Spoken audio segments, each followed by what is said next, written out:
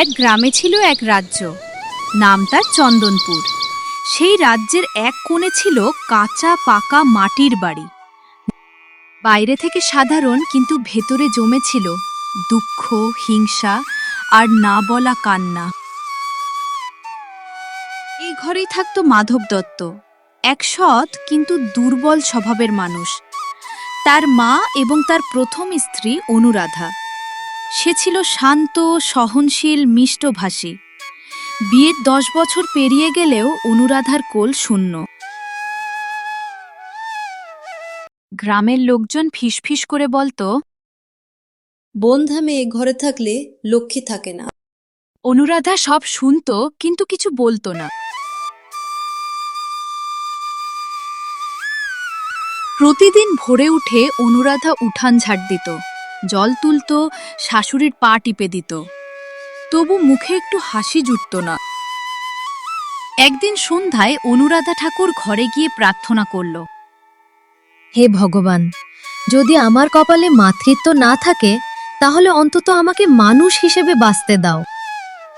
ঠিক তখনই শাশুড়ি দুর্গা দেবী ঠাকুর ঘরে ঢুকলেন, চোখে বিরক্তি, কণ্ঠে বিষ। আবার ঠাকুর ঘরে এসে ন্যাকামি করছিস? বলি, এত ন্যাকামি করলে কি বাচ্চা হয়? মা, আমি তো কিছু বলিনি। বলিস না, কিন্তু তোর মুখটাই অমঙ্গল। আমার ছেলের ভাগ্য পুড়িয়ে দিয়েছে। 10 বছরেও সন্তান দিতে পারলি না, আর পারত না। গ্রামের মানুষের কাছে আমি লজ্জায় মুখ দেখাতে পারি না। অনুরাধা চুপ করে মাথা নিচু করল। প্রতিবাদ করার শক্তি তার নেই। এই বন্ধা মেয়ে দিয়ে কাজ হবে না। আমার ঘরে নাতি চাই। মাধব, তুই আবার বিয়ে করবি?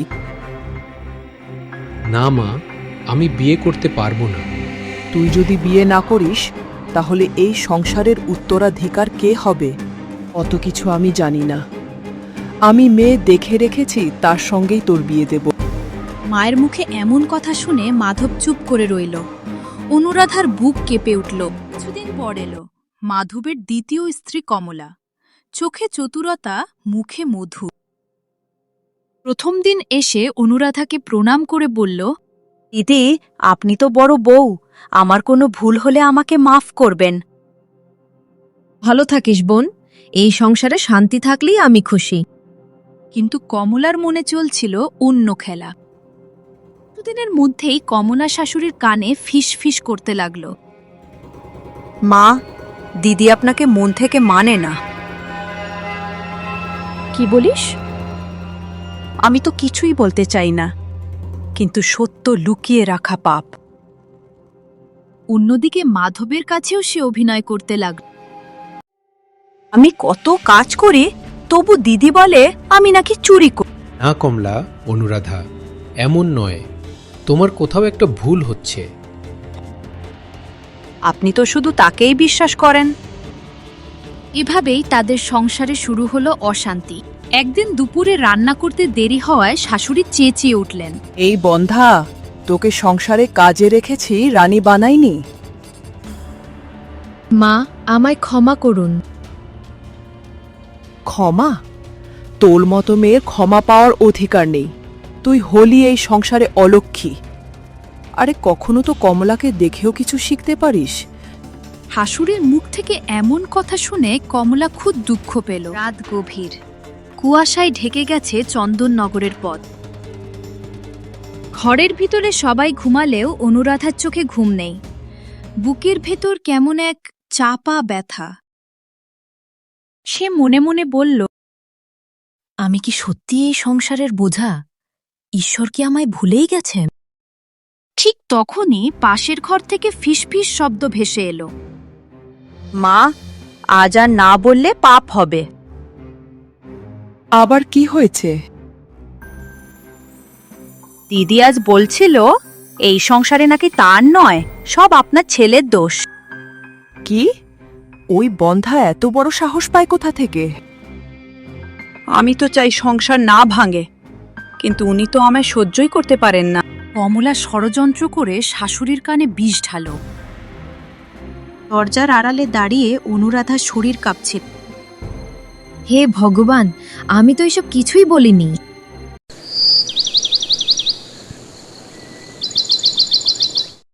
পরদিন সকালে মাধব মাঠ থেকে ফিরতে কমলা সামনে এসে কাঁদতে শুরু করল।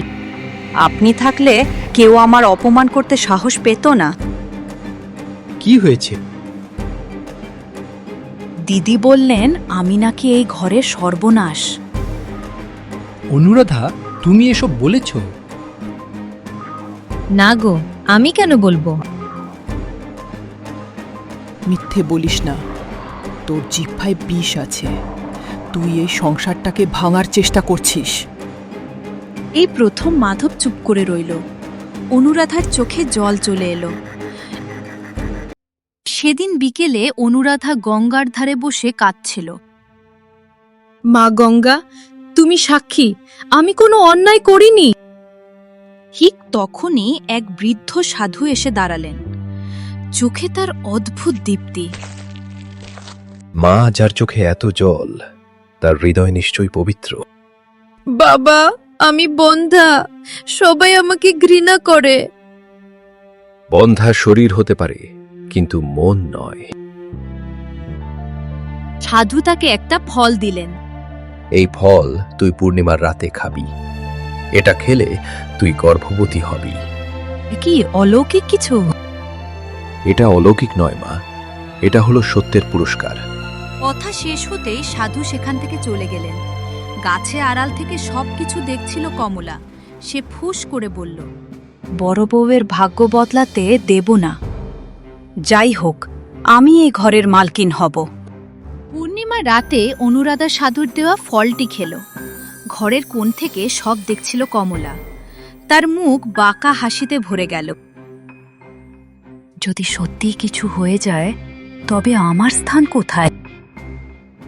পরদিন সকালে সে শাশুড়ির কাছে গিয়ে বিষ ঢাল। মা, কাল রাতে দিদিকে নদীর ধারে কি করতে দেখলাম জানেন? কি দেখলি? কোনো সাধুর সঙ্গে তন্ত্রমন্ত্র, নিশ্চয়ই কোনো জাদুটোনা। এই ঘরে আর ডাইনি রাখবো না। কয়েকদিন পর অনুরাধার শরীরে অদ্ভুত পরিবর্তন শুরু হলো। মাথা ঘুরে, মন খারাপ লাগে। সে বুঝতে পারল যে সে গর্ভবতী।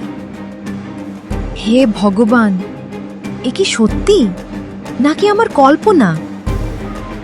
ঠিক তখনই পাশের ঘর থেকে বেরিয়ে এলো কমলা। অনুরাধার অবস্থা দেখে তার চোখ চিকচিক করে উঠল।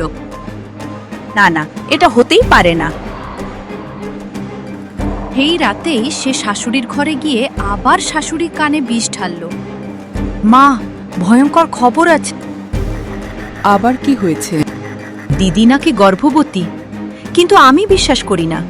নিশ্চয়ই কোনো পাপ করেছে। বন্ধ মেয়ের হঠাৎ সন্তান? পরের দিন উঠোনে গ্রামের সবাইকে ডেকে শাশুড়ি বললেন, এই মেয়ে বলছে সে নাকি গর্ভবতী। আরে, এত বছর পরে? মা, আমি মিথ্যে বলছি না। চুপ! তুই আমার ঘরের মান সম্মান নষ্ট করেছিস।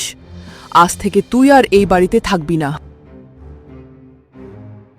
ঠিক তখনই সেই গঙ্গার ঘাটের সাধু সেখানে এলেন। খুব বড় ভুল করছিস তোরা। অনুরাধা সত্যি সত্যিই গর্ভবতী। তার দুঃখ কষ্ট দেখে আমি তাকে আশীর্বাদ দিয়েছিলাম। ওর গর্ভে যে বেড়ে উঠছে তা তোরই বংশধর। এসব কি বলছেন বাবা আপনি? কমলাই তো আমাকে সব বলেছে। কমলা তোকে মিথ্যে বলেছে। ওর মনে শুধু আছে লোভ আর হিংসা। সমস্ত সত্যি কথা জানার পর পরিবারের এবং গ্রামবাসীর চোখ খুলে গেল। শাশুড়ি তার ভুল বুঝতে পারলেন। তিনি কমলাকে ঘর থেকে বের করে দিলেন আর অনুরাধার কাছে ক্ষমা চাইলেন। অনুরাধা, আমি ভুল করেছি মা। তোর উপর অনেক অত্যাচার করেছি। তুই আমাকে ক্ষমা করে দে। কয়েক বছর কেটে যায়। মাধবের পরিবারে এখন একজন ফুটফুটে পুত্র সন্তান। তারা সুখে শান্তিতে বসবাস করে। বন্ধুরা, ভিডিওটি ভালো লাগলে চ্যানেলটি অবশ্যই সাবস্ক্রাইব করবেন।